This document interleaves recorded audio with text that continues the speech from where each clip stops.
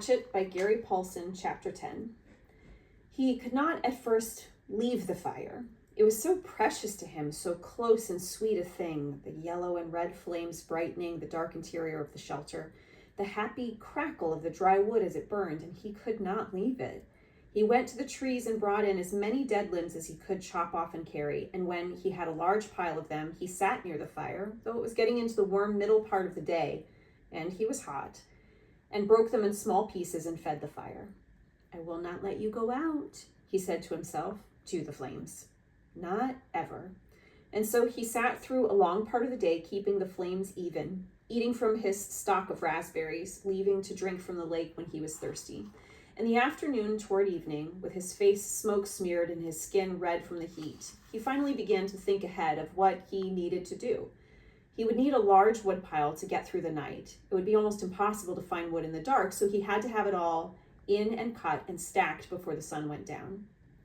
Brian made certain the fire was banked with new wood, then went out of the shelter and searched for a good fuel supply. Up the hill from the campsite, the same windstorm that left him a place to land the plane had that only been 3-4 days ago, and had dropped 3 large white pines across each other. They were dead now, dry and filled with weathered, dry dead limbs, enough for many days. He chopped and broke and carried wood back to the camp, stacking the pieces under the overhang until he had what he thought to be an enormous pile, as high as his head and 6 feet across the base. Between trips, he added small pieces to the fire to keep it going, and on one of the trips to get wood, he noticed an added advantage of the fire. When he was in the shade of the trees breaking limbs, the mosquitoes swarmed on him, as usual. But when he came back to the fire, or just near the shelter where the smoke eddied and swirled, the insects were gone. It was a wonderful discovery. The mosquitoes had nearly driven him mad, and the thought of being rid of them lifted his spirits. On another trip, he looked back and saw the smoke curling up through the trees and realized for the first time that he now had the means to make a signal. He could carry a burning stick and build a signal fire on top of the rock, make clouds of smoke, and perhaps attract attention, which meant more wood, and still more wood. There did not seem to be an end to the wood he would need, and he spent all of the rest of the afternoon into dusk making wood trips. At dark, he settled in again for the night, next to the fire with a stack of short pieces ready to put on, and he ate the rest of the raspberries. During all the work of the day, his leg had loosened, but it still ached a bit, and he rubbed it and watched the fire and thought for the first time since the crash that he might be getting a handle on things, might be starting to do something other than just sit. He was out of food, but he could look tomorrow, and he could build a signal fire tomorrow and get more wood tomorrow.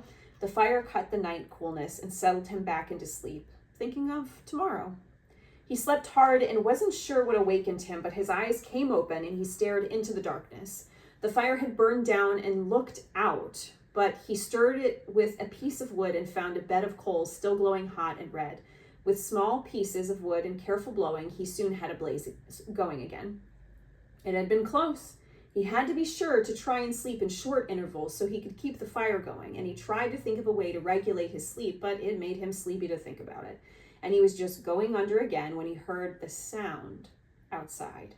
It was not unlike the sound of the porcupine, something slithering and being dragged across the sand. But when he looked out the door opening, it was too dark to see anything. Whatever it was, it stopped making that sound in a few moments, and he thought he heard something sloshing into the water at the shoreline. But he had the fire now and plenty of wood, so he wasn't as worried as he had been the night before. He dozed, slept for a time, awakened again just at the dawn gray light, and added wood to the still smoking fire before standing outside and stretching. Standing with his arms stretched over his head and the tight knot of hunger in his stomach, he looked toward the lake and saw the tracks. They were strange, a main center line up from the lake in the sand with claw marks to the side leading to a small pile of sand, then going back down to the water. He walked over and squatted near them, studied them, tried to make sense of them. Whatever had made the tracks had some kind of flat, dragging bottom in the middle and was apparently pushed along by the legs that stuck out to the side. Up from the water to a small pile of sand, then back down into the water. Some animal, some kind of water animal that came up to the sand to do what? To do something with the sand, to play and make a pile in the sand? He smiled. City boy, he thought. Oh, you city boy with your city ways. He made a mirror in his hand, a mirror in his mind, a mirror of himself, and saw how he must look. City boy with your city ways, sitting in the sand, trying to read the tracks and not knowing, not understanding. Why would anything wild come up from the water to play in the sand? Not that way. Animals weren't that way. They didn't waste time that way. It had come up from the water for a reason, a good reason, and he must try to understand the reason. He must change to fully understand the reason himself, or he would not make it. It had come up from the water for a reason, and the reason, he thought, squatting, the reason had to do with the pile of sand. He brushed the top off gently with his hand, but found only damp sand. Still, there must be a reason, and he carefully kept scraping and digging until about 4 inches down, he suddenly came into a small chamber in the cool, damp sand, and there lay eggs. Many eggs, almost perfectly round eggs the size of table tennis balls, and he laughed then because he knew it had been a turtle. He had seen a show on television about sea turtles that came up onto beaches and laid their eggs in the sand. There must be freshwater lake turtles that did the same. Maybe snapping turtles? He had heard of snapping turtles. They became fairly large, he thought. It must have been a snapper that came up in the night when he heard the noise that awakened him. She must have come then and laid the eggs. Food. More than eggs, more than knowledge, more than anything, this was food. His stomach tightened and rolled and made noise as he looked at the eggs, as if his stomach belonged to somebody else or had seen the eggs with its own eyes and was demanding food. The hunger, always there, had been somewhat controlled and dormant when there was nothing to eat, but with the eggs came the scream to eat. His whole body craved food with such an intensity that it quickened his breath. He reached into the nest and pulled the eggs out one at a time. There were 17 of them, each as round as a ball and white.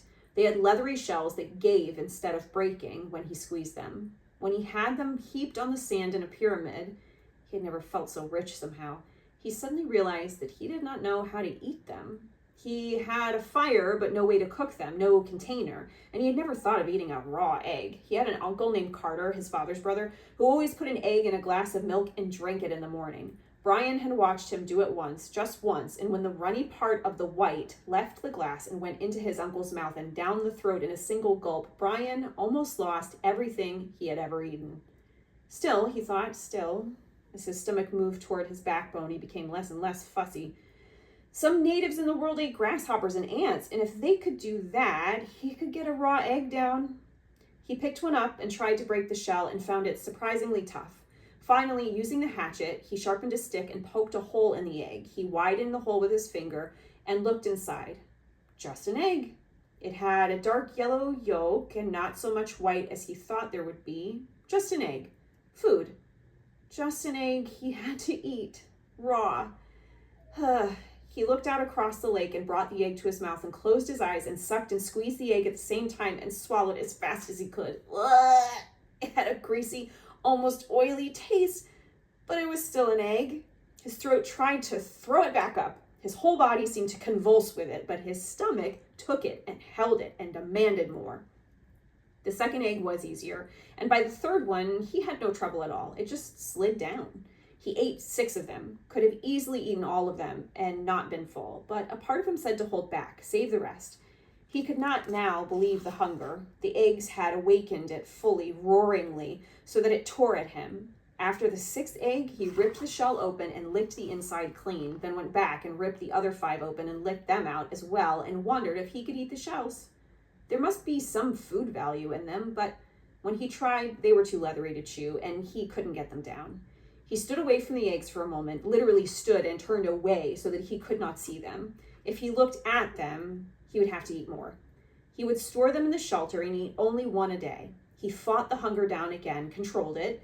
He could take them now and store them and save them and eat 1 a day. And he realized, as he thought it, that he had forgotten that they might come, the searchers. Surely they would come before he could eat all the eggs at 1 a day. He had forgotten to think about them, and that wasn't good.